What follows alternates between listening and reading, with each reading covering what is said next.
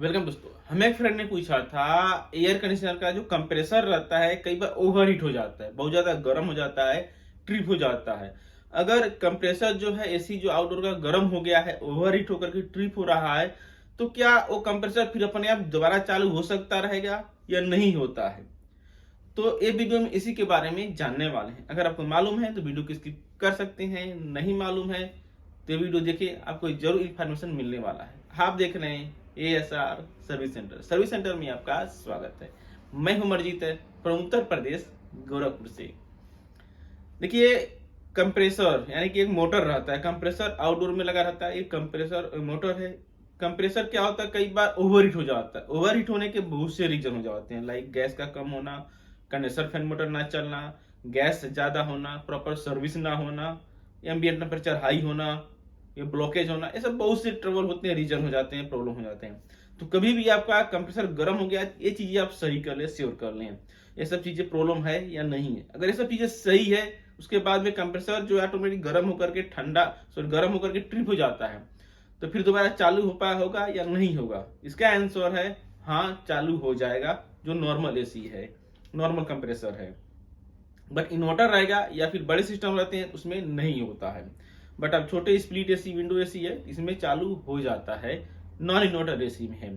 होता क्या है, कंप्रेसर गर्म होता है, गर्म होने के अंदर उसके अंदर जो थर्मली प्रोटेक्टर एक स्विच लगा रहता है, जो ओवर हीट होता है। जैसे ही ओवर हीट होता है, ये एनओ हो जाता है। नॉर्मली एनसी रहता है, एनसी रहेगा तो क्या होगा, आप कंप्रेसर का तीनों वाइंडिंग चेक करेंगे, कामर और स्टार्ट, तो तीनों आपका शो करेगा। और जैसे ओवर हीट हो जाएगा तो क्या होता है, तीनों में से एक पॉइंट शो नहीं करता है, कंटिन्यूटी नहीं तीनों में दिखाता है। तो तीनों में से कंटिन्यूटी नहीं दिखाएगा तो टाइम में क्या होगा, आपका कंप्रेसर स्टार्ट नहीं लेगा। कंप्रेसर स्टार्ट होने के लिए कामर और स्टार्ट तीनों कंटिन्यूटी शो करना चाहिए। तो होता क्या, अंदर जब गर्म होगा तो उसका जो थर्मली प्रोटेक्शन जो रहता है वो यन हो जाता है, तो तीनों में से चेक करेंगे, नहीं शो करेगा। बट जैसे ही कंप्रेसर ठंडा होता है, घंटा 2 घंटा के बाद, 3 घंटे के बाद कंप्रेसर ठंडा होगा, ठंडा होने के बाद क्या होता है, तीनों में कंटिन्यूटी शो करता है, यानी कि थर्मली प्रोटेक्शन जो रहता है वो एनओ से एनसी हो जाता है। फिर एनसी हो जाकर तीनों में आपस कंटिन्यूटी शो करना चालू कर देगा। जब तीनों में कंटिन्यूटी शो करना चालू कर देगा तो आपका सिस्टम में ऑलरेडी कंप्रेसर कॉन्ट्रैक्टर से डिमांड आया हुआ है, पावर है, तो तुरंत स्टार्ट हो जाएगा। नॉर्मल एसी में ज्यादातर यही होता है।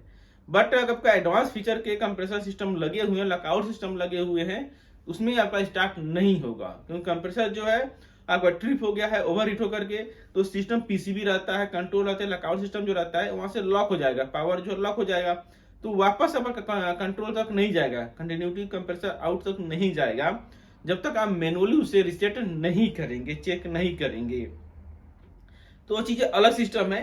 लेकिन डायरेक्टली हम अगर कहें, कंप्रेसर ओवर हीट होने के बाद में दोबारा चालू हो जाता है, रिसेट हो जाता है। अगर सब कुछ लाइव में एसी चालू है, पावर आया हुआ है, कॉन्ट्रैक्टर वगैरह सब कुछ ऑन है, सिर्फ कंप्रेसर ओवर हीट होकर के ट्रिप हुआ है, कुछ अदर प्रॉब्लम नहीं है, तो जिन्होंने पूछा था उनका आंसर मिल गया रहेगा। इसी तरह से और जानकारी के लिए जुड़े रहें, चैनल को सब्सक्राइब करें, सब्सक्राइब करें, जो बेल आता है ऑल नोटिफिकेशन से ऑन जरूर करें। तो आज आपका दिन शुभ हो। Thank you for watching.